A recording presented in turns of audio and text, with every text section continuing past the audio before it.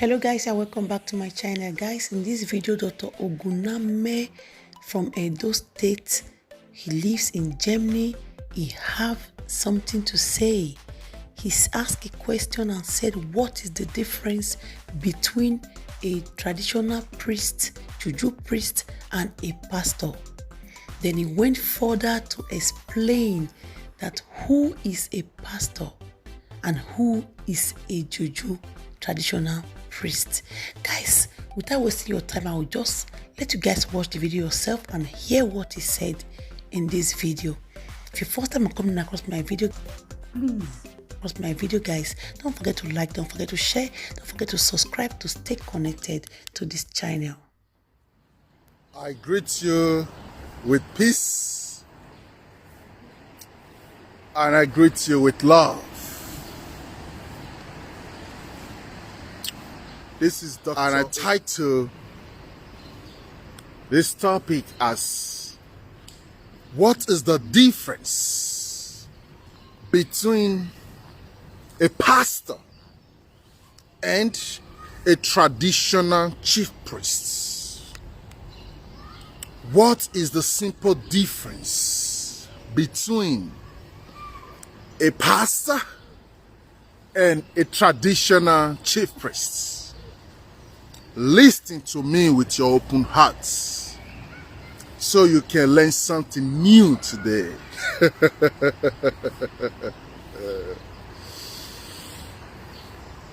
Who is a pastor? Let's start from there, because we are looking for the difference, right? Who is a pastor?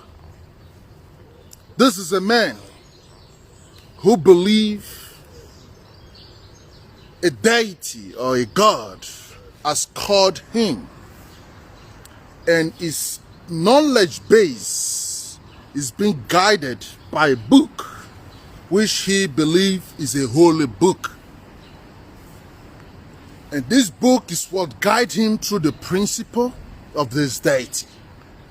This book is what guides him through the philosophy and the teachings of this deity, which he have connected himself with now, known as Jesus, the Christ.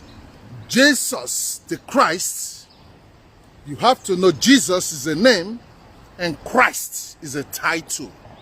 Meaning the name of this deity, regardless the myth, the story behind the name is Jesus, according to his own belief. And the title of this is Jesus, is Christ. Don't forget, Christ is not the last name. Christ is a title. In Spanish, they call it Christos. Before Jesus, there was a lot of Christos. Go and do your research on that so you can understand better. I can't explain everything.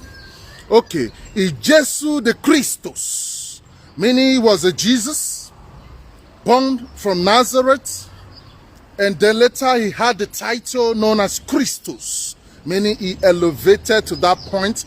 They now call him Christus, just like the way Catholic can call you a saint to the bishop, a reverend. So you have to grow to that point.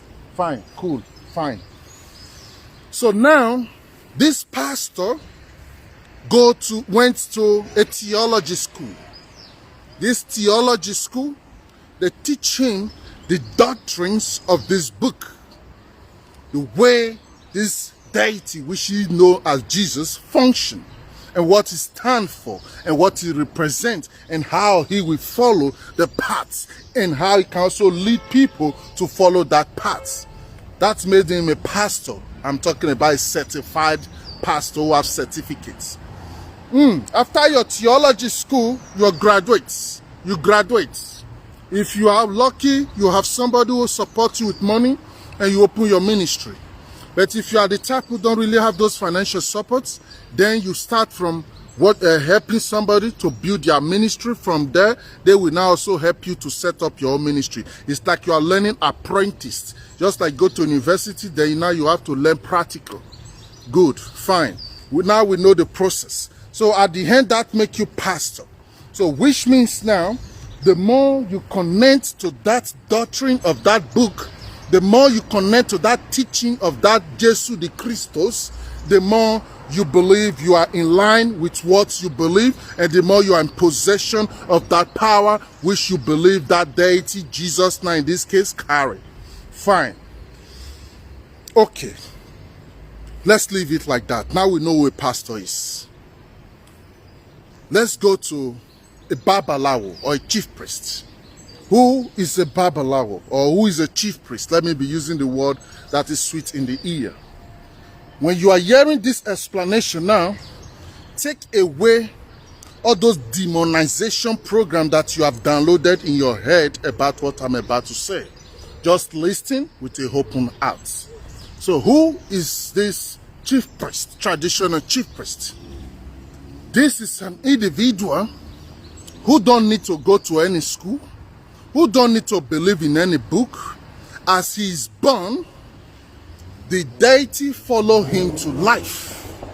As he's growing from a child, the deity start manifesting himself or herself to him. And then if he's born into a family which is not spiritually oriented, they will think something is wrong with him. But later, when they start doing findings, they will now find out that no, nothing is wrong with this man or this woman. He or she is just born with a deity or with an energy that wants him to work for her. So in that place now, traditionally, we now have ceremonies, cultural ceremonies, rituals, initiations to balance now his connection and his intimacy with that deity. Some cases, the deity might be a deity of a particular land where he comes from. Some cases, the deity might also be a deity of a place where he or she is connected to, like river, fire, natural elements. So what I'm trying to share with you now is this. Him that is born now with this energy is completely different from him that have to study this book to believe this way. He that is born now with this energy don't need to believe anything because he can see everything that he is. He that have to study don't really need to know anything, but just have to believe that this is exactly how it is. But wait, it does not stop there. So, if a pastor have to first go through those process, theological school, serving somebody, and becoming later his own pastor or his own bishop, whatever it now later become, that means the book now, which he has downloaded now in his mind, has become now like a doctrine. Why? Before he was born, that book was already written. Before he was born, that book was brought to his people and forcefully introduced to his people. Meaning that book did not just fall from the sky somewhere to him. No, that book itself have its own story long before he was born. But because many of them don't have knowledge of this book, so they just conclude this is a holy book. But they don't know that this so-called holy book was not introduced to their ancestors in a holy way. It was introduced through brutalization. It was introduced through rape. It was introduced through enslavements. Listen, I'm taking you somewhere. Okay, now that you don't have knowledge of how the book was introduced to you, and now you have adopted the system of this book, which automatically reprogrammed your mind and detach you from your own authentic nature and demonize everything that has to do with your authentic nature. Let me break it down so you can easily follow me.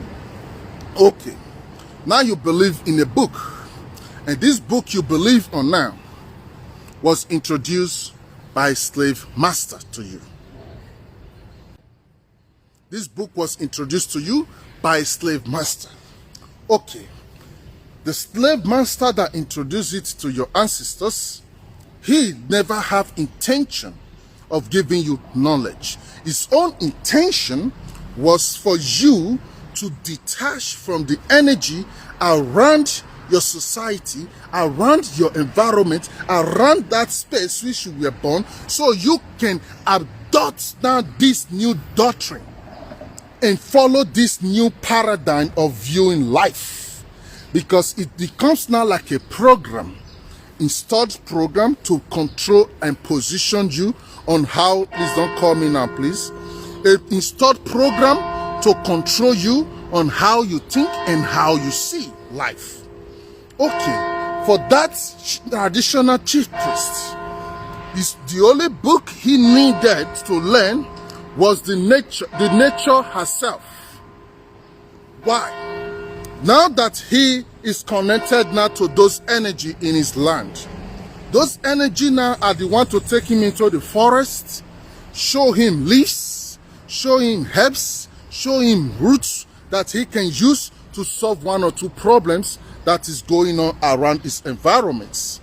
Okay, the man that is following a already written book that was forcefully introduced, please stop calling me when you see me on live, I see it as a disturbance. The man that is following already programmed doctrine that is already written and forcefully introduced to your ancestors, and the man who is connecting to the nature around you itself, which one of that man is a free man? While you are thinking about that question, please don't call me. If I'm ending your call, it means I'm busy. Don't call me because you see me on live. I don't have time. That's why you can't pick your call right now. So what am I trying to share with you? That man who is connected now to that nature is a free man. That man who is believing in a doctrine that he don't really have deeper knowledge about is a slave. Because why? When you are into spirituality, then it's an open market for you. When you are into religion, relegare, it's a path that you just have to follow and follow it as it is. Which means that traditional chief priests have more alignment with the modern nature. And that pastor don't have any connection with the modern nature. All that he have is one imaginary God that he has downloaded in his mind. And because the mind is illusionist, the mind now will create exactly what he has believed for him. And that will give him a kind of self-affirmation and confirmation that this God is real. Because he have just created this God in his own image and his own likeness, the way he believed it to be. Because of the power of the mind, how the mind functions. But slow down, let's take it back. If this two system is completely different and separate, then it is not so difficult to understand why pastors have to demonize the traditional chief priests. Because for the pastors to exist and keep on brainwashing and programming people, then he have to have a mechanism where he can detach now the people from the nature and the energies around that nature and give them a written book which can guide them in that path which he called their life now.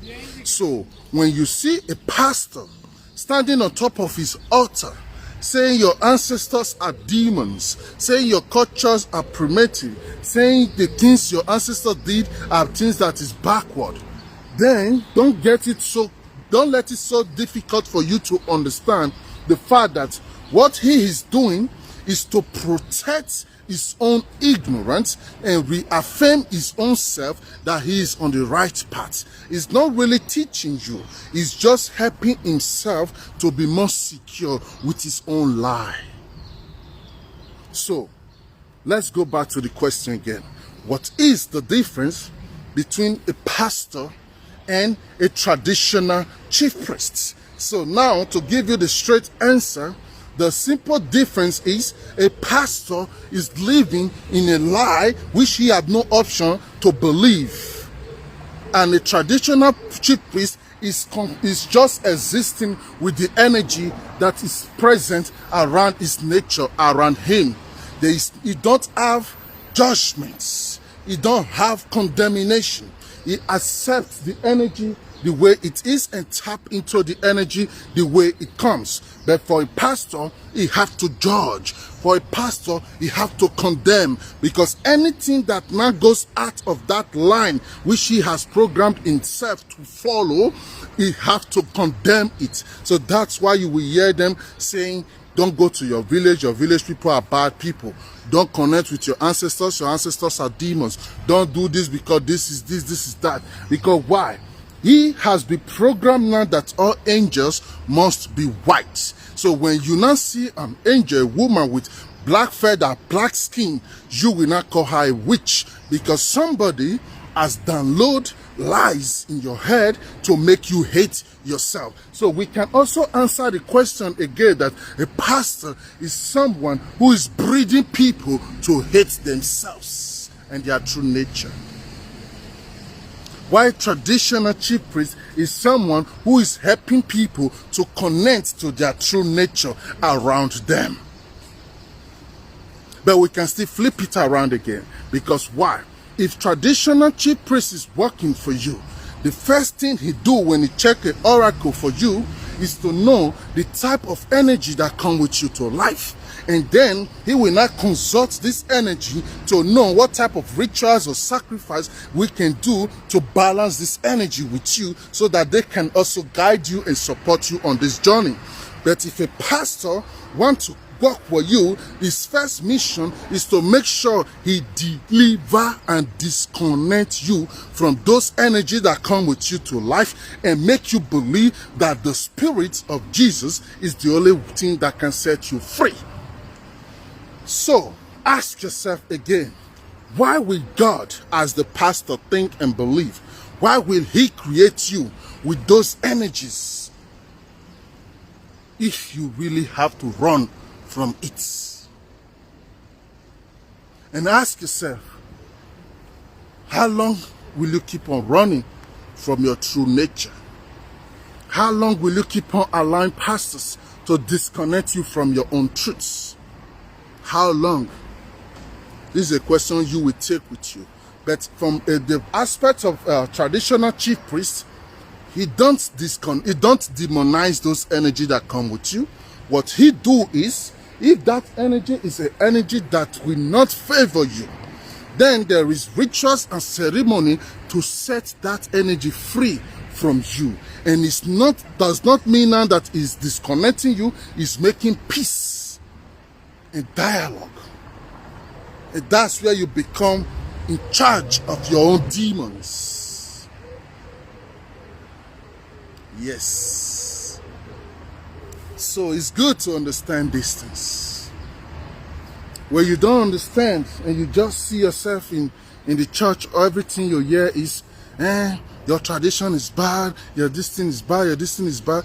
And the man telling you these lies have no knowledge about African history. Have no knowledge about what the black race have went through. All you just know is a book which you don't even know I come to existence. Ask yourself, is that really what you need now? I will leave it here like this for now. You can digest the question and balance it for yourself. I send you peace and I send you love. Bye-bye for now. Bye-bye for now.